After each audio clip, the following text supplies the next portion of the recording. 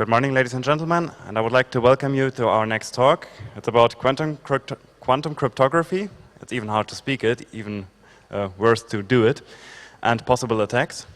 And I'm glad to welcome with us this morning Antia, Alexander, Christian, and Ilja, presenting their work. And for those of you interested, there will also be a live demonstration afterwards on the right-hand side in the exterior of this hall. Thank you very much. Enjoy.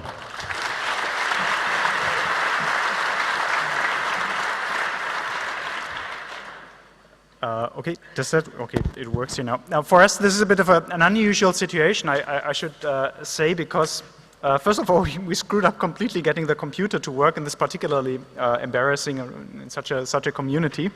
In our physics community, that is actually more likely that it happens. So apologies for this nonsense here.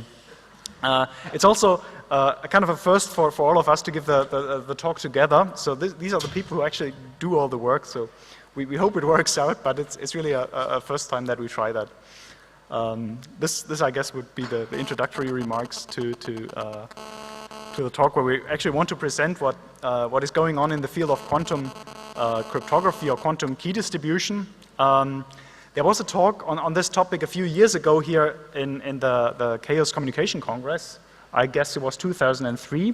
So what you see now is a little bit of an update, and the PC is just about to work. Okay. On that topic, and we just show you what is new in that field. What is quantum cryptography about? What is quantum key distribution about? People sell now devices and claim it's ultimately secure and all of that. So we want to look into how secure it really is, a little bit, how you could attack it, and how does such a system actually look like.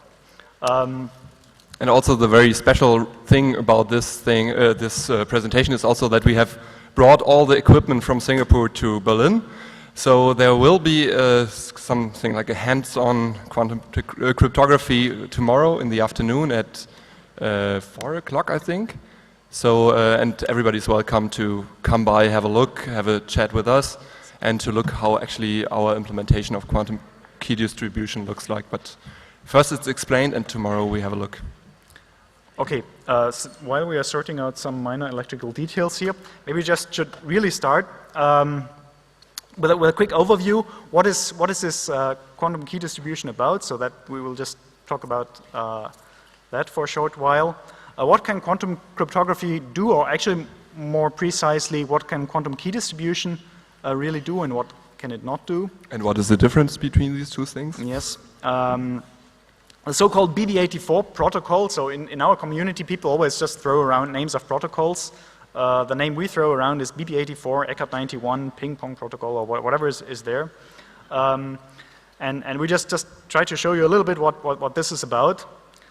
Then hopefully we just say something about how we send these quanta from one side to the other side, because you eventually want to distribute a secret key and not just do an experiment in a lab. We hope to show you a little bit of the newer developments in that field that is involving a physical property which is called entanglement. I'm afraid that I'm not sure how well it will work out in this audience, but we're sitting down for the last half hour and try to figure out how do we explain this property to you guys that we. Given the fact that we hardly understand it ourselves, and it's one of these quantum mechanics properties which are really, really hard to understand. So we make an attempt, and we try to show you how this can be used in this quantum cryptography business. But this would be all kind of reasonably boring if we don't show how to attack these systems. So we give you a few ideas how to break into these physical implementations. We really invite you to also just look at the code. So we have all the hardware here. We have all the software. We will have it on a server, I think, very soon. We would just invite you to just look at it, play with it, find holes. Because if somebody makes a claim that something is secure, it should be tested. I guess that's the name of the game.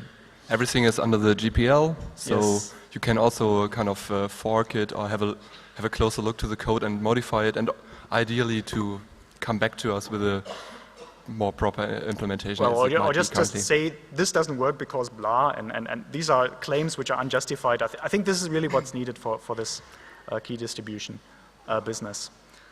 We probably will run out of time, but in the unlikely event that we don't, in this presentation, we will just tell you something which is kind of a recent development in this field, where we try to explore this the entanglement property such that you actually don't have to trust even quantum mechanics anymore. Again, something we haven't really understood completely, but that didn't prevent us from doing the experiment. So let's start with an attempt of making sure what we are talking about. So whenever you mention cryptography, then you think of sending a secret message from one side to the other side, and this is actually something we cannot do in a particularly smart way. But what we can do is make sure that we have a key which allows you to encrypt a message. Now that is somehow the difference between key distribution and cryptography. I guess a large fraction of this audience knows this already, but how a secret communication actually, or secure communication actually happens is you do take a key. There's a laser pointer, maybe this works. You do take a secret key, mix that in a smart way with your message, okay? Send it over an insecure channel so everybody can listen into, and nobody can just guess your wish or your secret message from whatever gibberish you send across that channel. And only the legitimate receiver who has the same key is able to decrypt the message and actually find out what Alice wanted to tell Bob very, very securely. This is kind of a standard way of doing communication, and it's actually provably secure. Okay, so this way of sending a message from A to B is provably secure if the length of that key has the same length of the message. And this is one of the few communication scenarios which is actually mathematically proven to be secure. Okay, so and that runs under the name one-time pad or Vernam cipher. So this is how you just securely communicate if you have a key. Now the problem is, how do you get the key, the secret key, from one side to the other side? And this is actually the problem we solve. And this is a hard problem, okay? And many people have done attempts of solving that problem in a smart way, so you don't need to carry around that secret key to the other side.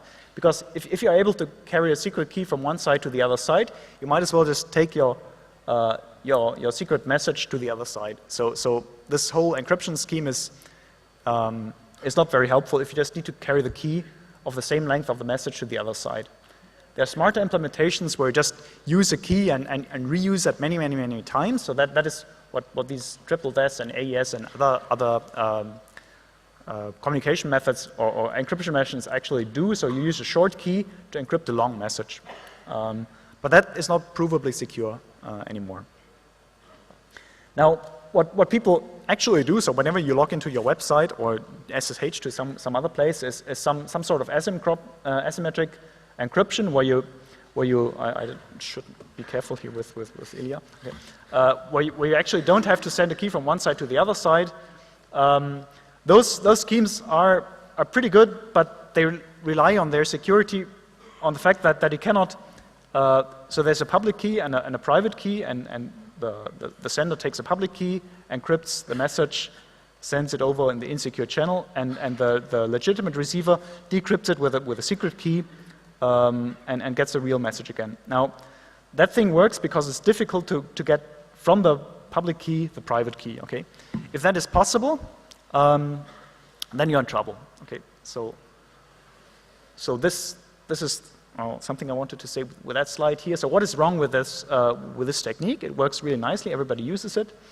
But the point is that, I mean, you probably recall, or maybe the older ones recall that when I don't know, a few years ago, it was publicized that a 40-bit key takes so and so many ages of the universe to decrypt the message. Okay, so it's secure forever.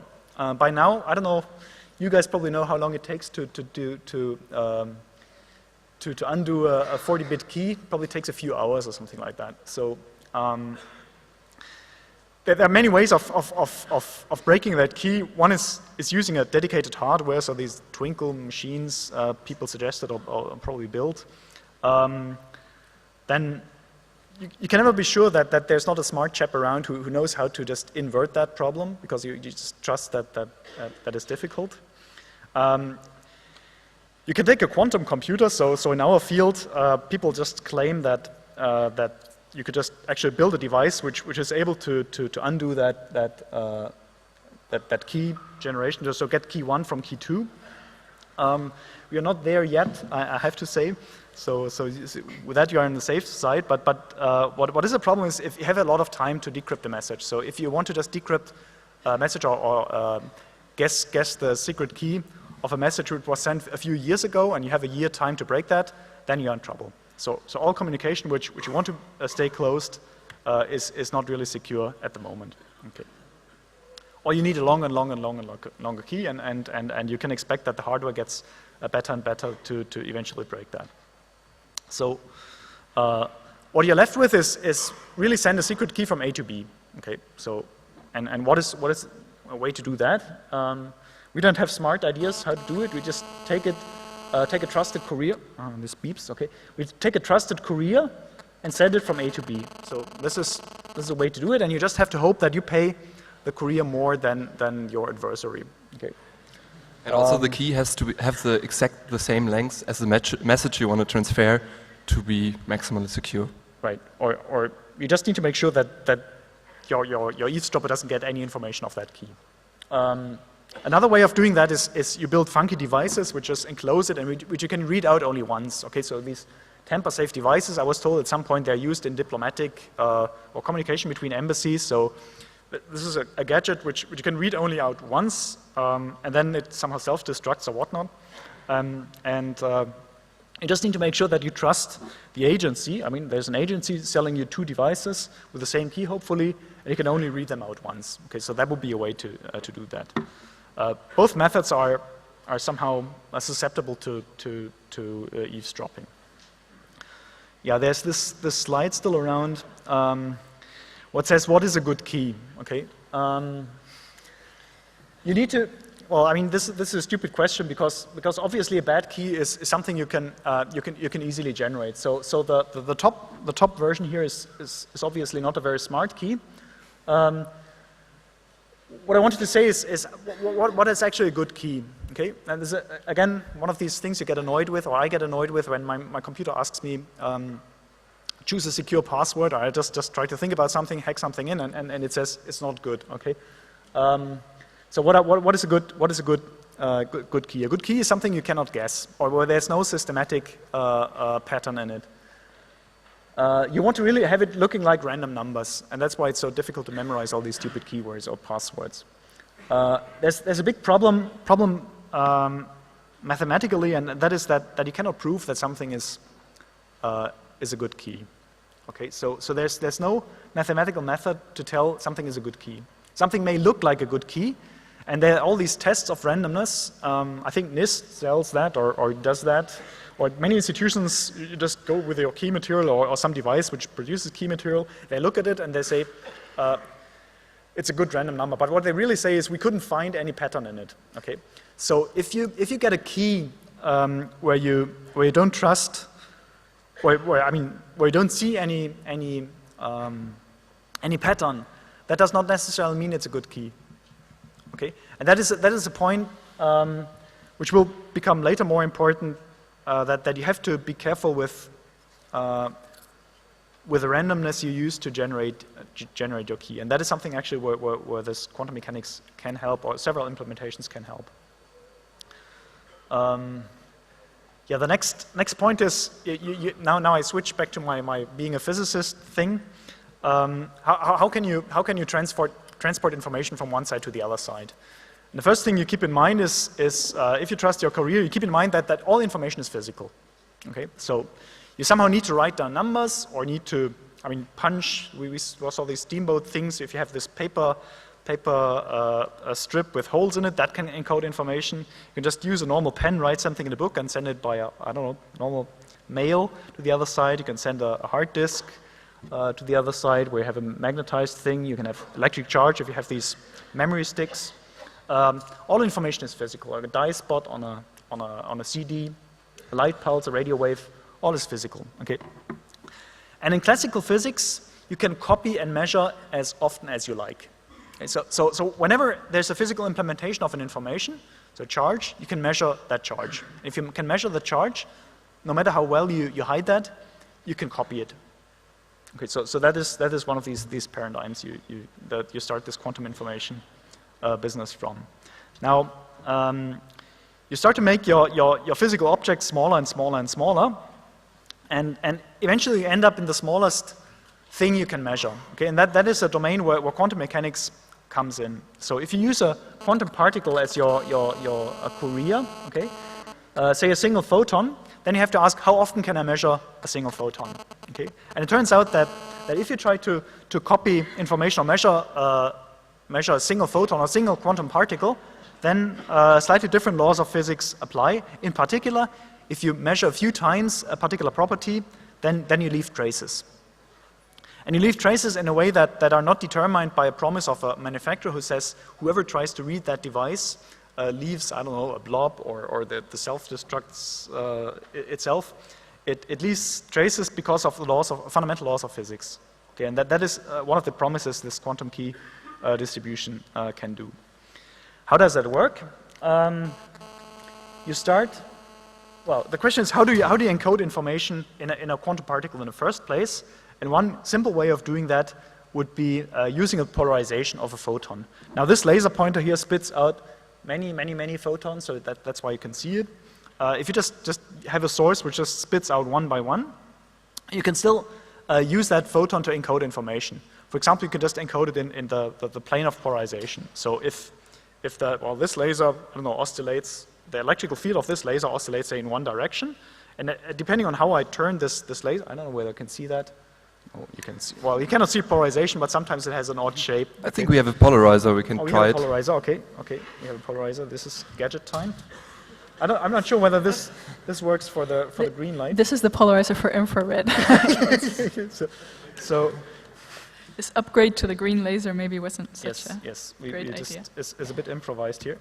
Well, while Antia is packing up the toys here.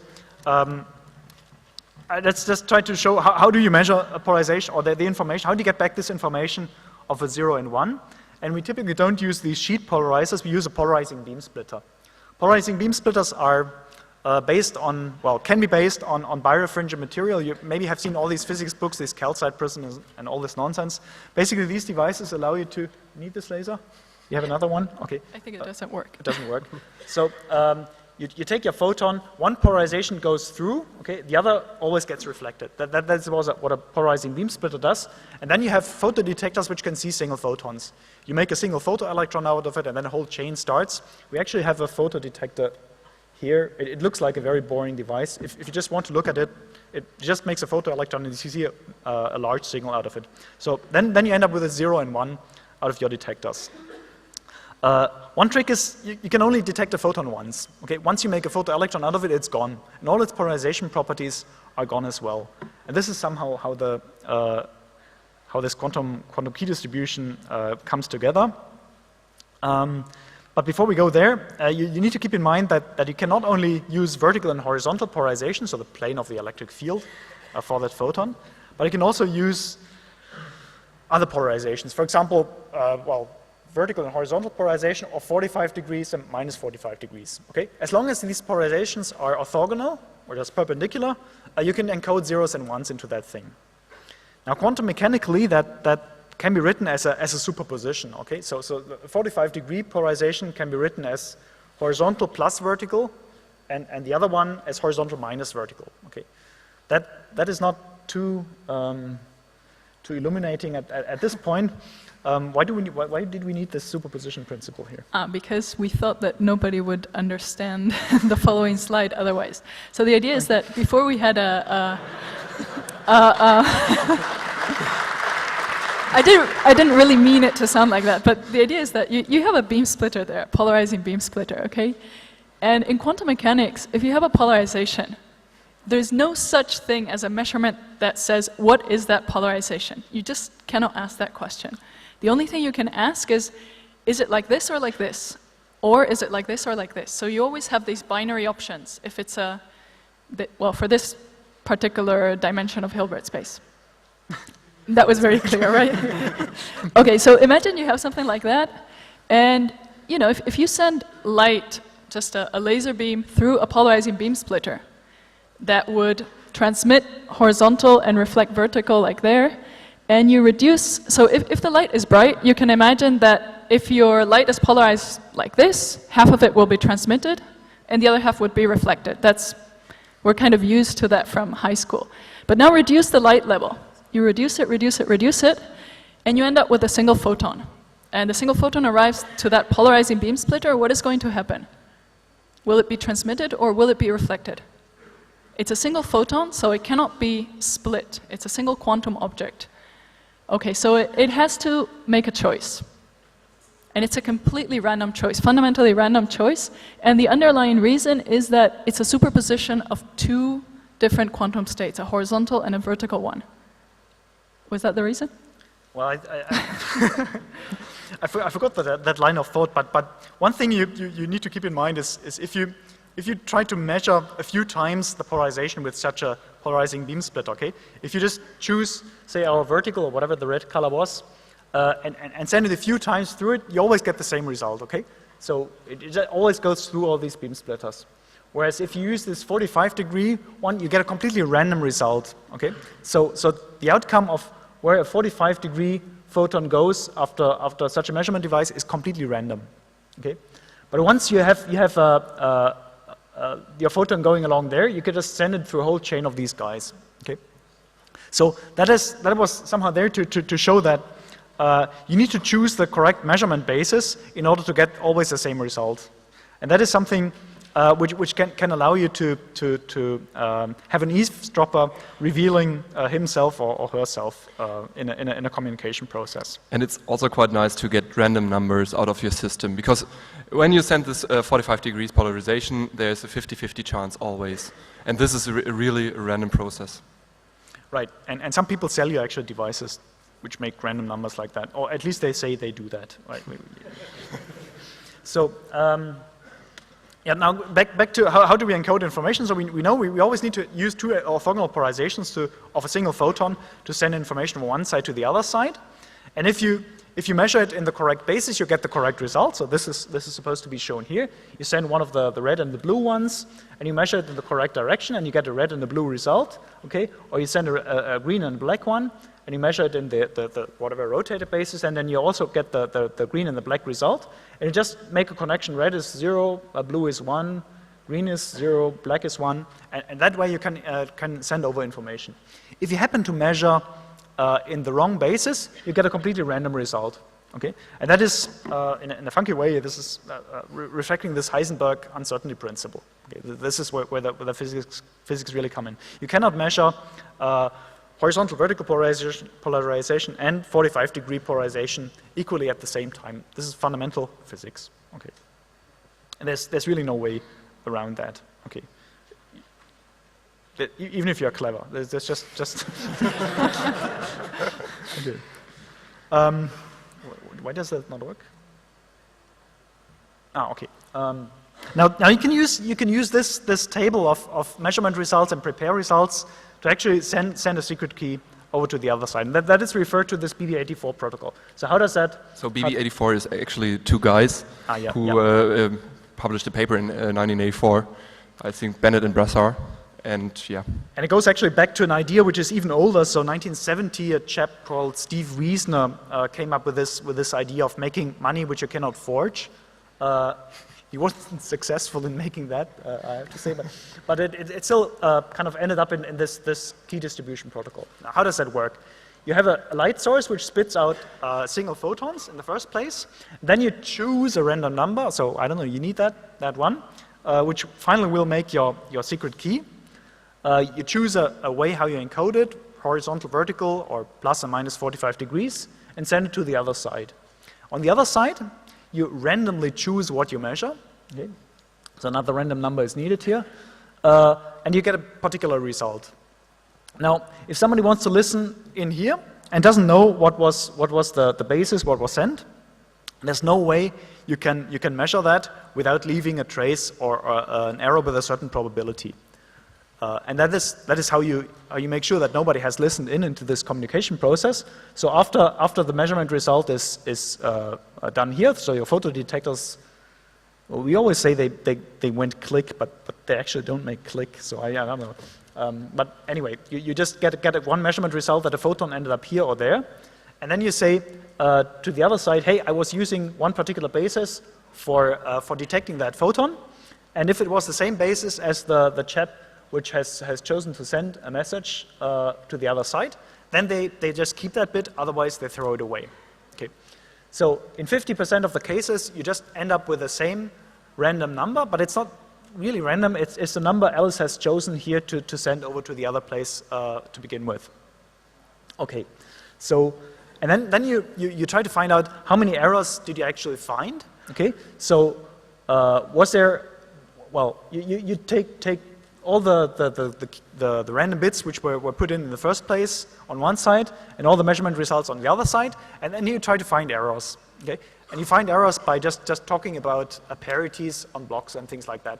And if you discover that some of the parities are not matching, then you know that somebody has listened in, okay? And somebody was trying to steal your key. And there are actually reliable ways of doing that without telling somebody who listens to that discussion what the key really is. So maybe two small remarks here.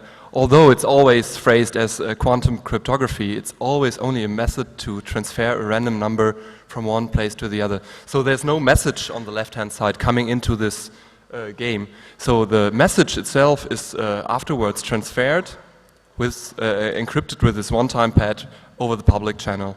Yep. And also, this quantum channel is nothing funky. It's could be air, just photons going through air. Yeah. Here's an example. I just needed to have the steampunk thing because this was one of the earliest implementations, 92 or so, by Bennett and Barsa. I don't know, John Smolin probably built that whole thing. So this was the first quantum cryptography kit where you have a light source, just an LED, okay? A pinhole, I don't know what that was for, a lens. This is a polarizer to make sure that you have a well-defined polarization of the photon, and then you modulate that polarization, and you choose a 0 and a 1, and you choose the horizontal, vertical, or 45-degree basis. You do the same thing on the other side, and you have two photodetectors and one of these polarizing beam splitters. It was a calcite or Wollaston prism to implement that. Now that looks very early-ish. Nowadays, these systems look much more compact, and but before I go to that, you need to really look into the physics. What is that really implementing this basic idea? Okay, and the trick is almost, okay, because for that whole thing to work, you need to make sure that you only have one photon, and that the information is not encoded in a strong light pulse. It's relatively easy to steal. I mean, if you have a big light pulse, a big light flash sending from one side to the other side, which is vertically polarized, then it's an easy way to listen into that by stealing a few photons of that bright flash, okay, and measuring the polarization there in any basis. So whenever the information is encoded in more than one photon, then you can steal that information. And what people actually use is not a single photon, but so-called faint coherent pulses. That is basically what comes out of that laser if I switch it on for a very short time. Okay, you switch that thing on for a very short time, and you do it just short enough, or you attenuate that light, and you get about 0.1 photons per pulse. Okay, that is perfectly possible, but there's a certain probability that you have more than one photon, and in those cases you can actually steal that information. So, despite the fact that it's relatively simple to switch on and off such a laser and create a small number of photons, you always have a possibility of listening in, and that is something you need to take into account if you build such a system. In our community, people refer to that as photon number splitting attack. That's one of the jargons. Does that work? Okay.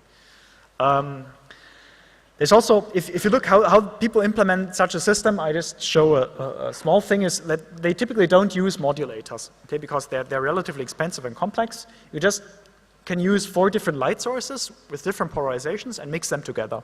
Okay, so many systems just rely on such a geometry. And then you make sure that you cannot distinguish which light source was emitting your faint coherent pulse, And the system looks, I don't know, I had that around at some point a few centimeters in size, so it's reasonably compact. The polarization measurement is done, I don't know, we have this gadget actually here. So in order to get a result, you need to somehow generate the random number to decide do you measure in horizontal, vertical, or in plus or minus 45 degree basis. And that requires that you have a good random number. A random number an eavesdropper doesn't know about. Okay. One way of doing that is just using half-silvered mirror. Okay. So that half-silvered mirror leaves 50% of the photons through and 50% get reflected. And that is a true random process. This is a random choice of the basis. In which basis are you measuring it? Yes.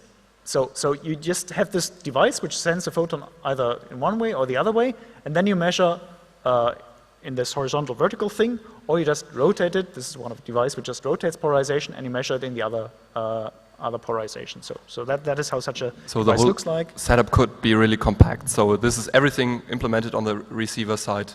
So 2 beam splitters, 4 detectors, and one non-polarizing beam splitter. You can have a look afterwards, and also in the presentation tomorrow.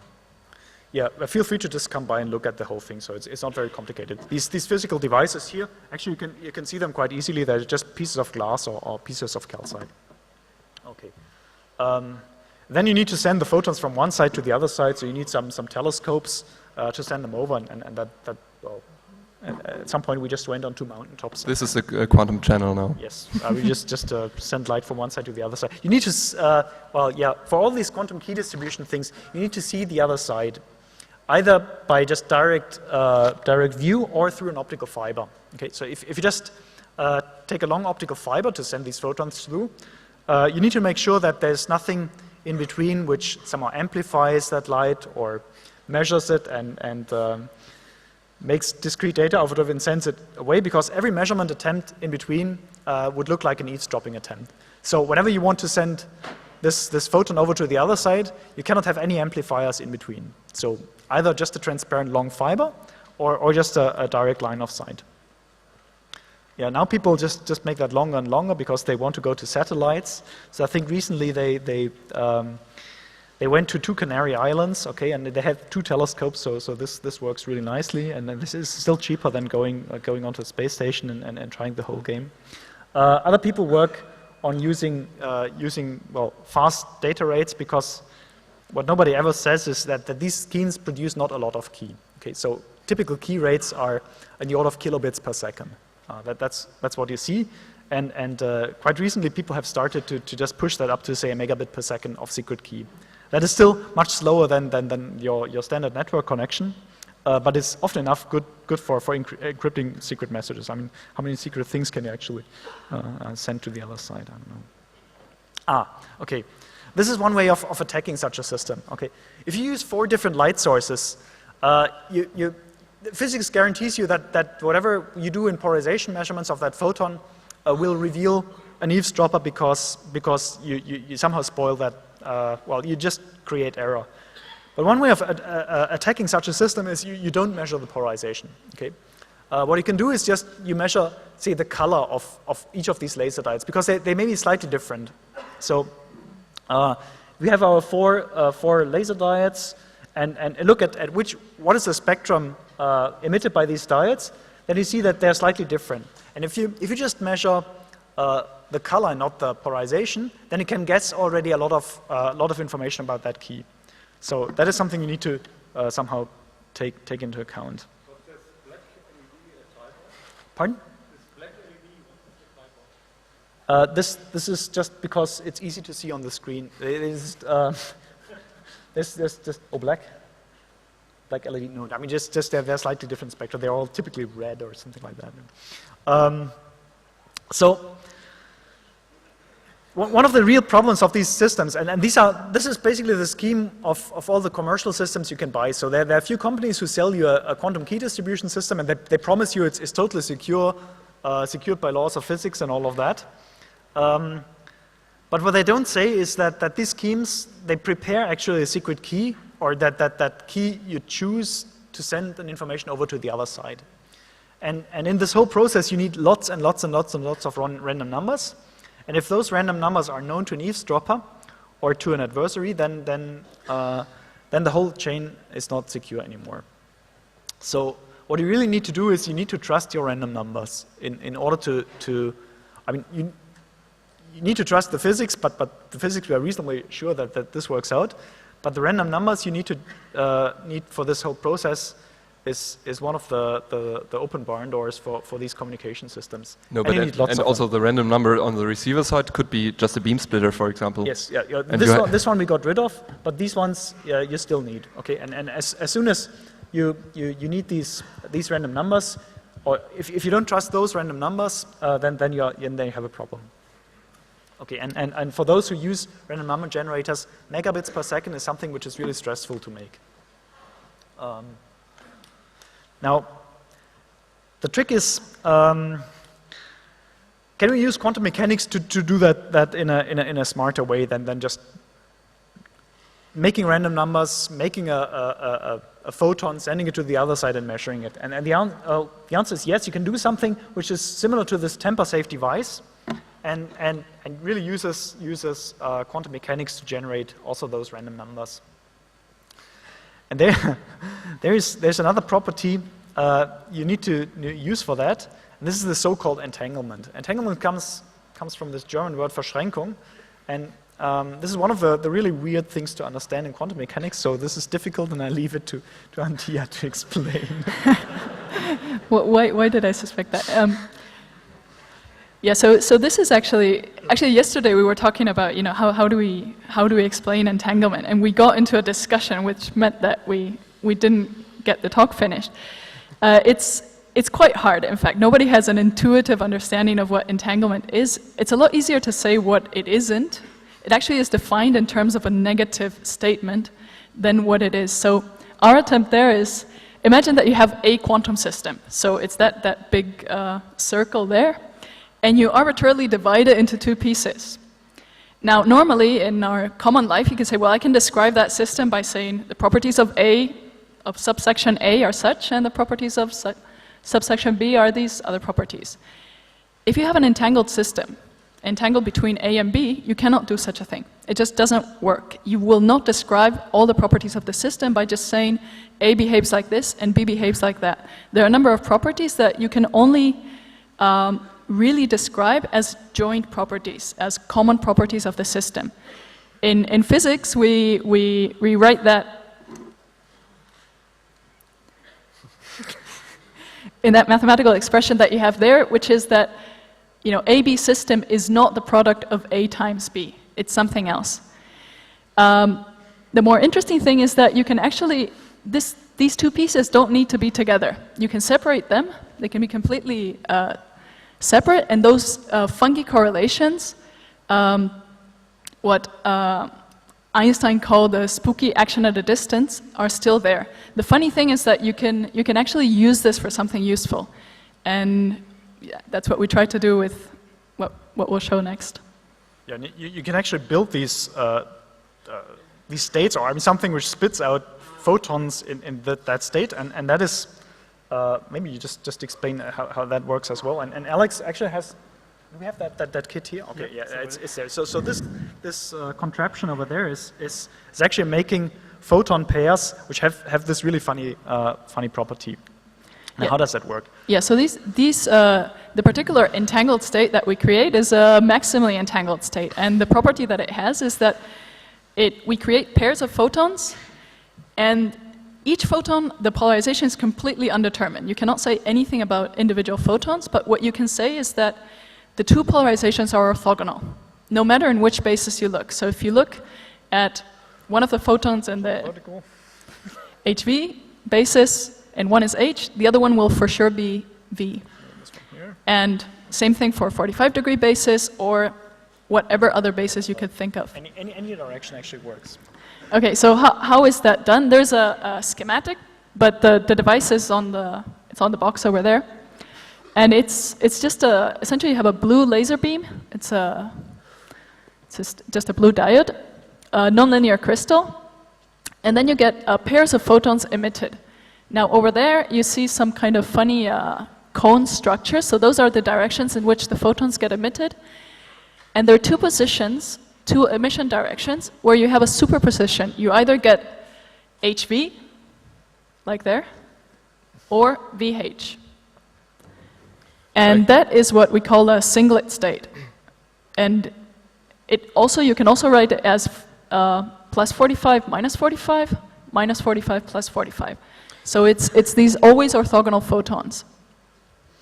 So I think there's a lot of discussion maybe to go, Yeah. but I think we can show the source now. So actually the idea was to have a camera here and that it's in detail explained on the hardware itself. Okay, we have some really lousy photos, so I hope that camera just works better. And Alex, if you just show how that, what do you need? Laser pointer. Laser pointer, okay.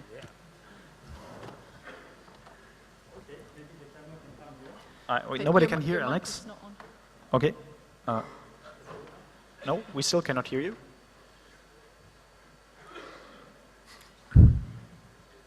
So, well, Looks the good. point is, actually, well, we would invite you to just come by. We have that thing standing over there for a while and just have a look at it, because seeing it over distance is a bit stupid. Yeah, maybe we get a picture on the screen and then we explain what might be on there. Does that camera just make it onto that screen, or is it just? Okay. Well, I don't know what the camera does, but we probably just need to just. Now I also don't have a laser pointer, so. Okay. Yeah, you just explained the whole thing on the screen. Okay. Right. So what we have here is this source, which makes that entangled photon. Maybe it's a good idea to get the microphone working and also the camera working. Nothing works. It's like in physics in school. Okay. Nothing ever works. Okay, there's another microphone. Trust us, it works really. Hello? So, also doesn't work. Hello? Yet another one which doesn't work. Why don't you just grab one of those things and just carry it along? It has a long cable or so. It works fine, yeah. You can hear me? Yeah. Right, great.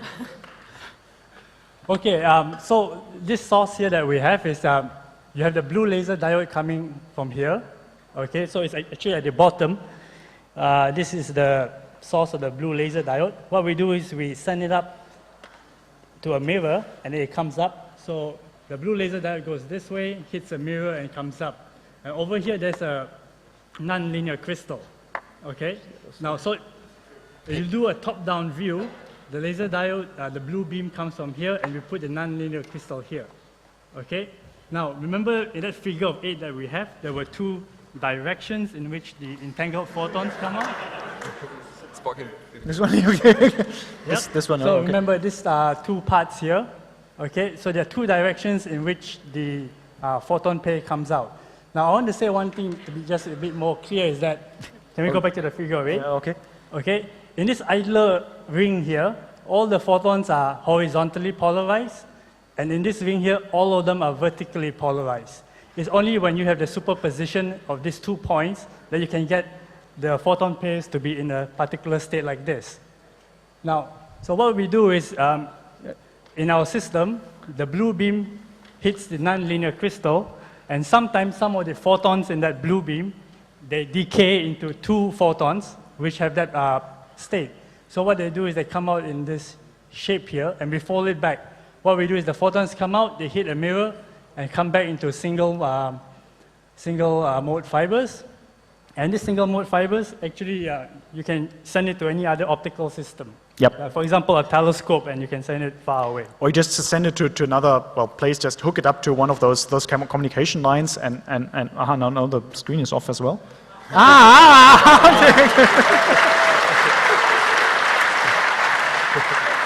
Very nice, thanks a lot. This is yeah, same It setup. has less elements there. So what I was saying is this is the blue beam will come this way, okay? Most of it actually doesn't get converted into pairs of photons. So most of the blue beam just passes on and it hits a beam block over here, okay, and it stops. But those blue photons which are converted into a pair, they actually go here, hit the mirror, and they come this way. And you can see like single mode fibers here. So these single mode fibers are used to collect that pair, and the photons are collected such that every time you detect a photon here which is in say, the H polarization, then you know that the photon in this fiber is in the V polarization, it's vertical. Or if it's plus, and over there it will be minus. And in that way, we can collect this photon pairs that we want in this entangled state. So actually, the single mode fibers, they go to the telescopes, which are out there on the seafloor, and they are actually, this is a quantum channel we use here. Yeah, now speak about a quantum Lego or something like that. That's why grow up and stop playing with Lego if you can just do it with this setup here. And if the camera now works, below there's also a detector unit. So one of the photons is measured on this detector unit directly. So it's okay. And This is the detector unit? yeah, this is the detector unit. So there is, for example, from the front side you see a optical fiber input, and then there is such a polarization measurement done, and the other photon is sent over the telescopes to the other side, and there's another measurement done.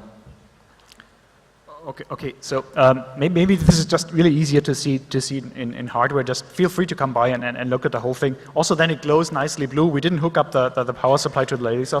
It looks quite nice. And actually, you can see these photons coming out of that crystal. It's not a very faint source. It's reasonably strong. You can see it by your eye. These cones basically with different colors, but come by and have a look. So can we switch now back to the screen thing? Or the camera can come and look at the...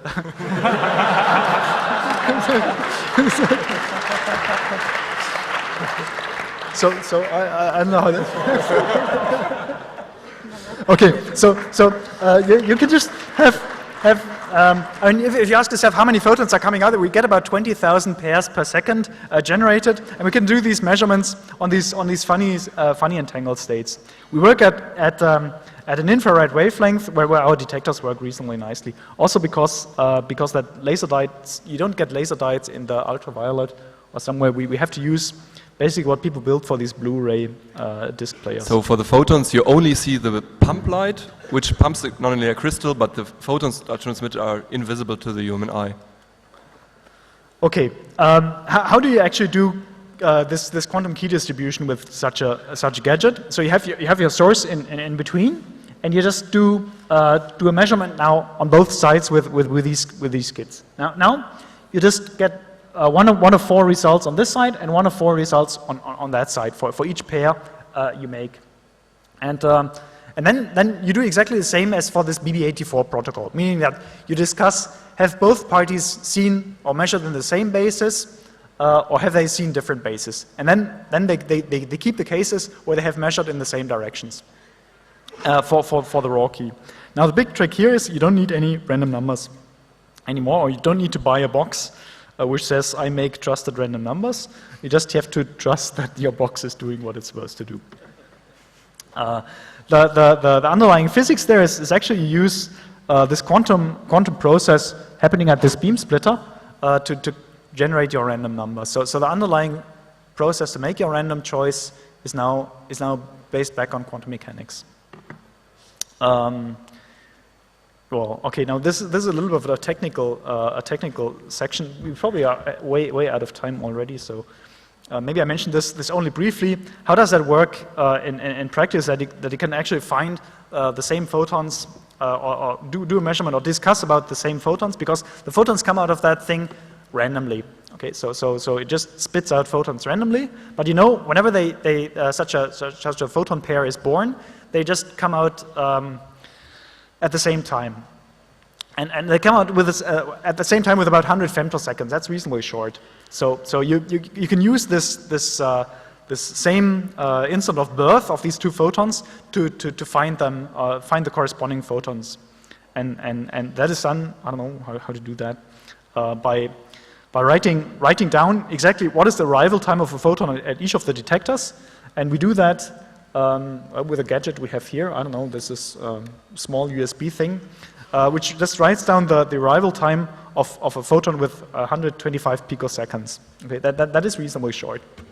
So then the 2 parties discuss later on, okay, I have seen a photon at 5 o'clock, and I've seen a photon at 5 o'clock plus 10 picoseconds or something like that, and they say that must be from the same pair, okay? If there's a photon at 5 o'clock and one at 5 o'clock and 10 nanoseconds, then you know, these are two different pairs. We don't need to discuss about them.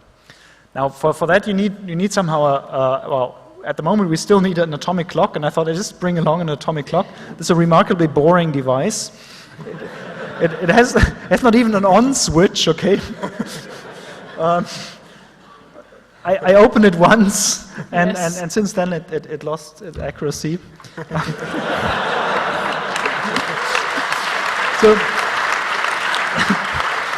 So it's like you tell, as a small kid, you're told don't unmount this clock, and then you're just. So, but it's still enough to run the whole thing over there. It still works, okay? It still works, but we need an accuracy of about I don't know whether that's this is I don't know, maybe not so smart. You need an accuracy of about 1 part in 10 to the minus 1 part in 10 to the 9, okay? Accuracy of these clocks, such that we can actually identify these pairs. 1 second in 30 years, was it, huh? Yes, and well, the thing started out in 1 second in, I don't know, 300 years or something like that, and that's now 1 in 30 years. It's actually still more accurate than we would like to have it, because why do you need an atomic clock? And this is kind of a challenge. Maybe I just show how this protocol actually works. So you have your detectors on both sides. This is showing, there's a lot of stupid information. How do we talk about the same time on both sides? We use a little bit of an NTP protocol. Since we're physicists, we cannot do that right, so we thought, okay, maybe half a second is something we get out of that. I guess if you know how to operate that, then people do that with an accuracy of a few microseconds. We are physicists, so we just take the rest out of it using this entangled photon pairs and now atomic clocks, and to get the timing right. And then we just tell the other side, when have we seen a photon? We find out what is the time difference first, and tell the other side, okay, yes, I have seen a photon, and the basis was this and that. And also, regarding the published source code, the names of the files are actually written onto the line of thinking here. Don't copy this on your thing. We just put it on a web server. You can look it up and play with it. But you would need all these names of the programs to find out what is doing what. Otherwise, it's just a nightmare to just understand. Yeah, the time difference finding, we need an atomic clock, and we use one of these correlation techniques for mathematicians. This is I don't know, or people who like to play with Fourier transforms. That is a smart way of using a Fourier transform to find a time difference. This is reasonably nice because you need to find this time difference with an accuracy of 2 nanoseconds in half a second or something like that. And that is actually not so easy. If you're interested how this is working, just come by. If you have ideas, you also come by. Well, this one works, but we still need an atomic clock for that. But we would just like to run this off a Kuckuck's clock. Perhaps I should say that we really want to get rid of those atomic clocks, because we use them for 5 seconds every time we run the system, and we're lugging them around. I mean, we brought them from Singapore. Yeah, and I also like to open them and look what's inside, and then they always go wrong, and so we need to get them. No, but it's really rather frustrating to use them only for 5 seconds and to bring them 10,000 kilometers here. Yeah. So anybody with a smart idea how to replace that, just come by and just do it. Now, going back to this key distribution thing. For the whole thing to work, for this whole protocol to work, you need to find out, has anybody listened in? Okay, otherwise you cannot really find out whether somebody knows your key. And so you need to do an error correction or an error detection as a first thing, and you do this typically by throwing around parity bits. So if this is the key of Alice and this is the key of Bob, most of the brown bits somehow they coincide, but the red ones they are different. And the way to find this out is Alice sends to Bob somehow parities of these blocks. So here's 1, 0, 0, and so on. And then the other side sends back, okay, I've seen an error, I've seen no error, error, no error, and so on. And if you do that a few times, you can just, first of all, find out where are the errors without revealing all your key. So this is, I don't know, a bunch of 4 blocks, and for every 4 block, you reveal one bit of information, okay? And you reveal a little bit of more information if you do that to the point that you know finally you don't have any errors left anymore. And then the next step you need to do is you need to make sure that you really remove all the knowledge of an eavesdropper. And this is one of these diagrams which are hard to understand, so I should just probably ask Antia to explain it. What you see here is the fraction of bits well, you see a certain error level, okay, and the knowledge of an eavesdropper, okay, and then you can use a mathematical model. What is possible within the laws of physics to extract information out of your key if you see a certain error? Okay, you can just calculate that. And this gives you this curve, and by just correcting all the errors, you just lose some information. So out of whatever 100 bits, you just lose maybe 30% of your bits if you're somewhere here. So, and the remaining rest of the bits is your secret key. Okay, so that is really left as your key material. So to summarize a little bit, the number of coincidences which we have from the source is not the number of transferred secure key. So it melts down due to error correction, privacy amplification. So yeah, we will see. Okay, there's one side remark. You also need to do that. I mean, this whole trick works if you have an infinitely large key. Okay, if you have a finitely large key, so 1,000 bits or something like that, it's slightly more complicated, and this is one of the attack methods. But we won't go into that. What I want to go into is you need to do this privacy amplification. So you do. How do you remove that knowledge of an eavesdropper? Okay, so you start with your raw key. Here my raw key is 6 bits long. Okay, and somehow with my calculations I know Eve or the eavesdropper could know 2 bits of that secret key, and that means that I have 4 bits of secret information Eve doesn't know out of my 6 bits. Okay, so you need to somehow compress these 6 bits into 4 bits of secret key. And you do that typically with a hash function. And I guess here's lots of mathematicians around who know what a hash function is. Ilja wants to do an explanation because we had also. Okay, my explanation is, for example, if you have 100 bits and you know that 30 might be known by an eavesdropper, it's only the amount of unknown bit flips which remain as a completely secure information. So 70 bits. So with this privacy amplification, you melt down these 100 bits to 70 bits, which are for sure secure, and the knowledge of an eavesdropper goes to 0. The parity bit is always allowed to be known by Eve. So part of these bits known by Eve are the parity bits. You always have to give all the parity bits to Eve to begin with. So, pardon? I just don't understand the question. What if he syncs on the parity bit? Like somehow he gets lucky and lands on the parity bit each time.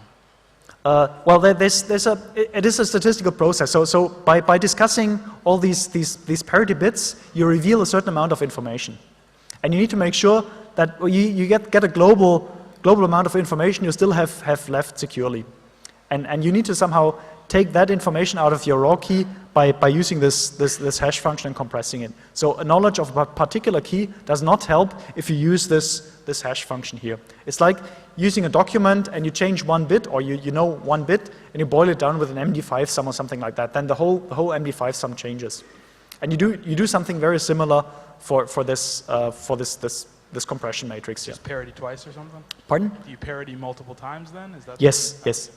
You do many parity checks, and you keep in mind that every parity bit you discuss about is known to the eavesdropper. But those are nodes, though. He could potentially reverse that, right? Maybe this. I'm not exactly sure whether I understand your question, but I think we should discuss it later on, because now I think we are almost out of time completely, so we have to rush through the rest of the talk. That you get everything out of it. We just stop at some point, I would say. But it's really okay. So what we have set this up and exchanged a key over our campus here in Singapore. Just important things to point out is here the swimming pool. Our physics department is somewhere here, and a few meters above my fridge at home is what was the receiving telescope. The setup you just see outside. If you send light through the atmosphere, you see these blobs of hot air and that wiggles around that photon. When I say photon, I just should say how does such a photon look like? Okay, photon is not a small thing. Okay, our photons, for example, when they are sent through these telescopes, they have a diameter of a few centimeters and a thickness of a few hundred micrometers. So it's like a sheet of paper here has about 100 micrometer thickness. So you can consider all these photons flying around as somehow small pancakes of paper flying with the speed of light to the other side. well, what we then show to other physicists is how many bits per second or how many accidental coincidences do we have. One thing is we did this at night, okay, because in the morning at 7 o'clock, sunlight comes up and spits lots of photons into our system. And we somehow see all the photons from the sun and not the photons anymore from that source. Ilja is running away already. You end up with a certain number of key bits, okay. This is a few hundred bits per second we get out of that system at an error rate of about 5%. After this error correction, I should say this is the key rate after all this error correction. And it would be, 500 bits per second or 800 bits per second is not a lot, but it's still enough to just feed your steampunk the typewriters with secret keys, and it's actually good enough for establishing fresh keys for all these AES systems. This is how it looks like on the rooftop, but you just look at the whole thing directly yourself. We are completely running out of time. I should just say there's actually ways to attack that system as well, and maybe I just leave that to Antia a little bit to explain how this particular attack works. Okay, I just rushed through it then. The idea there is that, of course, you can never have the eavesdropper know which detector clicked. If the eavesdropper knows which detector clicked, you're dead. They know. He or she will know everything there is to know. Now the problem is that you have physically different detectors. In the same way that before, Christian was talking about the different spectral signatures of the lasers used to send the single photons. Now you have 4 physically different detectors with slightly different, say, circuits around them. Now, to detect these coincidences, to find these timing correlations, we exchange over a public channel, we exchange all the timing information. Now, the problem is, is there any time signature associated to those APDs, to those avalanche photodiodes, or the associated circuitry? We decided to test this out in one of in this system actually, and we found the following.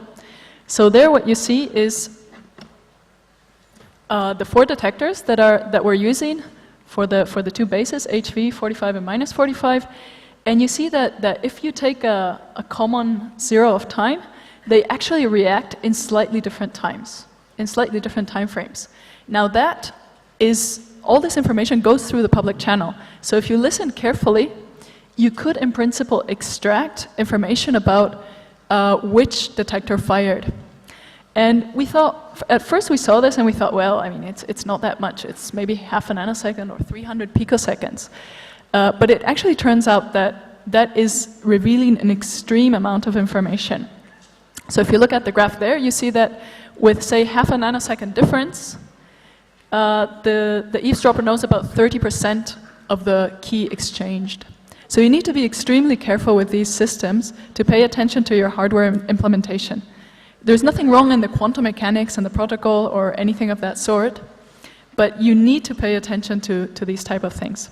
And so you have to realize that this timing information really goes over the public channel. So this is a public information with so and so much time for having a click. Yeah, this slide here shows actually how you can detect that timing information and try to reveal particular detector combinations in our scheme.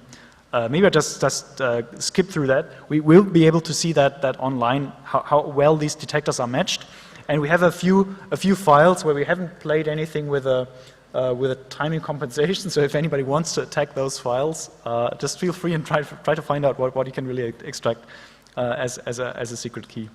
Of course, there's a not so smart cure against that. Is you don't publish that time with that high accuracy. Okay, you just don't say I saw a photon at 5 o'clock and 3 picoseconds. You just say I saw one at 5 o'clock. Okay, so that way you cannot extract that information anymore. But then you need to pay the price in revealing some of the information. Okay, I was told we are hopelessly out of time already. And there's but the following talk is not there, so I'm not exactly sure how we continue. Ilja said we just shamelessly take more time. No. This I didn't say. I think the next topic is really a kind of we were discussing how to explain it. I think we try to summarize it in a few sentences, and I think it's good if you have interest in this part of the talk to discuss it offline. So I think Christian tried to summarize it already when we were talking about the talk. And I think also in the end, I think there is a little bit of summary and also an announcement for tomorrow, and also where you get the source code and all the background information. The funny thing about that scheme is that now we use all this quantum mechanics to exchange their key, but now you can actually come up with a protocol where you use the measurement results coming out of there, but you don't need to even trust quantum mechanics anymore. That is something. It's a paranoid physicist. Yes. So I mean, if there are any physicists around there, in the 1930s, I guess people came up with this complaint that quantum mechanics may not be a nice theory. Because it has these stupid random results in it, and it doesn't really tell what is the exact measurement outcome on a single photon, for example. And that led to a lot of discussions. And in the 1960s or so, one chap, John Bell, came up with something where he say, okay, if there's any hidden parameter, and now we translate that into a knowledge of an eavesdropper about a quantum system, then you can construct a mathematical observation and say this quantity, or some combination of measurement results, is always smaller than 2, or the modulus is always smaller than 2. Now, once you assume that there's a knowledge of an eavesdropper, this quantity has to be always smaller than 2. And the trick is you can use this funny quantum state, this entangled quantum state, and that value actually shows you 2 squared of 2, or 2.82 something. Okay? So as long as you see in an experiment this S value of larger than 2, you know there's no knowledge of an eavesdropper about those photon pairs. And you can use this very fundamental, very deep, they say, or whatnot, a property of physics to reveal an eavesdropper. The point is, this Bell inequality was derived by someone who does not use quantum mechanics at all. Okay, so you don't even need to know how the quantum mechanics works, as long as you to use that as a knowledge of an eavesdropper, or something which witnesses knowledge of an eavesdropper. As long as you see this S value larger than 2 or smaller than -2, you know that nobody could have listened in that communication. It's a pretty funny game, which also means that you don't need to trust your equipment anymore. At least that's what our theorists say. We of course think, how stupid is this? But nevertheless, we don't understand. We just measure this thing, and it actually looks very similar to the setup we have. So we have some experiments where you just sometimes measure this Bell inequality, or this value, and sometimes you just generate keys. Okay, and I don't know. We just in a lab run over, I don't know, 2 hours or something like that. We generated 10 million bits. And we have this S value here is 2.56, so it's larger than 2. It cannot be due to a photon or a pair where an eavesdropper has a knowledge of some polarization out of it. And the whole thing also works outside. So this is what we typically do. I don't know whether you can see this S here. It's 2.4. Once we bring this thing on the rooftop and go through the atmosphere, it runs overnight here. In the morning, the sun shines. Singapore, I should say, is in the tropics, for those who don't know that, and there's sometimes really hefty rainstorms. So here was a hefty rainstorm, and then they just cannot send light to the other side. The system recovers, and it just generates, I don't know, a few hundred bits per second of secret key. With that, I guess we end this whole session. Apologize for taking way too much time. For those who drink coffee, I guess it's a golden opportunity. Especially for the people who joined this presentation a little bit later on. Tomorrow at 4 o'clock in the afternoon, there's a presentation or a kind of workshop. So hands-on QKD. And actually, we set up the telescopes, and also we have the source over there on this floor, actually close to the first stairway. And we just basically shoot the single photons over the stairway. So I think there's time for questions. Yes, and this was it. I guess that was it. We will put all the source code on this particular website. We haven't done that yet, but I guess maybe this evening or so, all the source code will be open. Hello. Thank you.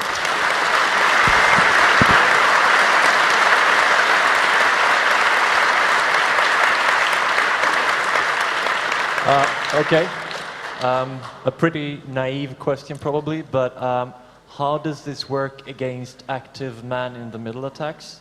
Does it work? It doesn't. Okay. Because, well, this man-in-the-middle attacks require some sort of authentication between the two parties. Quantum key distribution cannot offer an authentication. It can only exchange a key between two parties. So you require some kind of secure channel to set up this secure channel? Secure channel or an initial secret key. If Alice and Bob have one common secret, they can somehow check whether the key they generated is established between the proper people. So if you want to look at it, this quantum key distribution scheme is actually a key growing scheme. But you do need some initial secret to authenticate. There's a question, whether, I don't know, gentleman in green or somewhere else. Yeah, my question is, Yep. as far as I understand, such entangled systems are very unstable. So wouldn't it be the easiest way for an attacker to just somehow disturb the quantum channel and force Alice and Bob to exchange the information or their key? Yes. If you want to, I mean, the system is not exactly unstable. Well, I mean, it's kind of this Lego toy thing, and you will get your own opinion how stable it is. But what you can always do is block the quantum channel, both in the entanglement and the faint coherent pulse systems. That's really the same thing, and force Alice and Bob to exchange. I mean, just use the telephone, say the damn thing doesn't work. Just send me that $1 million via the telephone line. This just reduces the number of transferred bits to 0. Yep. Yeah. But you will find out. Okay. This is-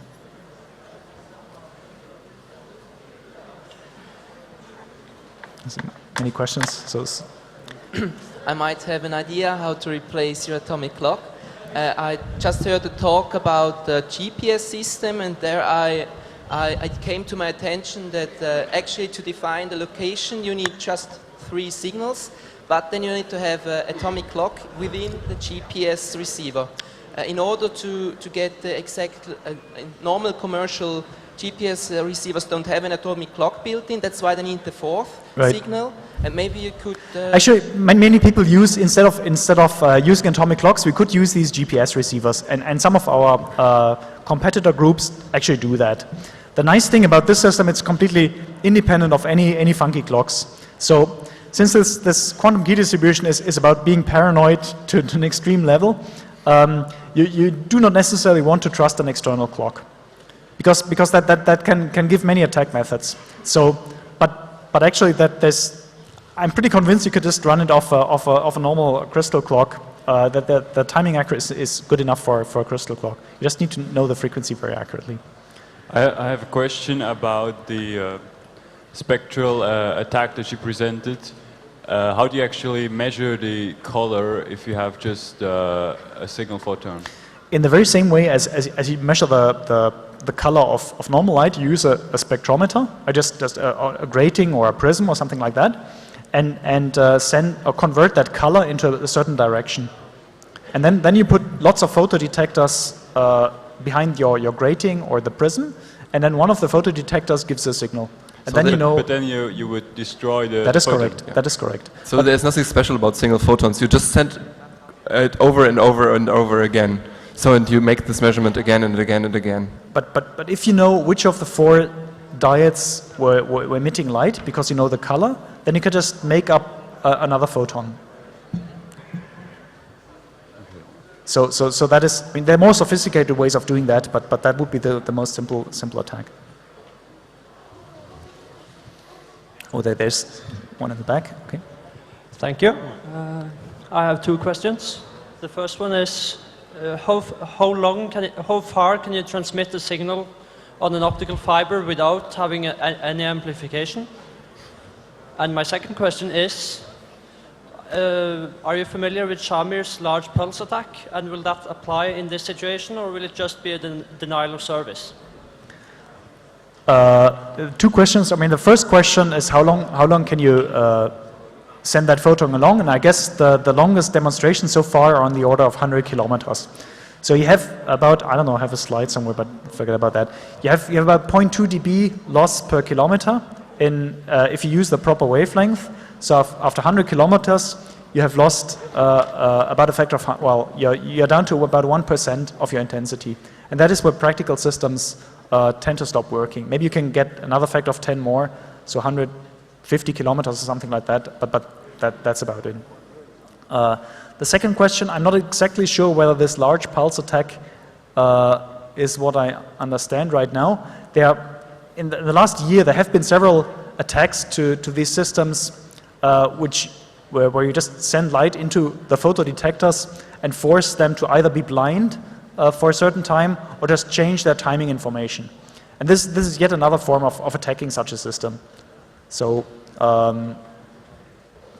but there you just need to blind the detector, and there's lots of different attacks you can run against those systems using physical properties of the photodetectors. And the point is, whenever somebody sells you such a system, make sure you understand what possible attacks are these guys protecting you against. I'm not sure whether that answers the question.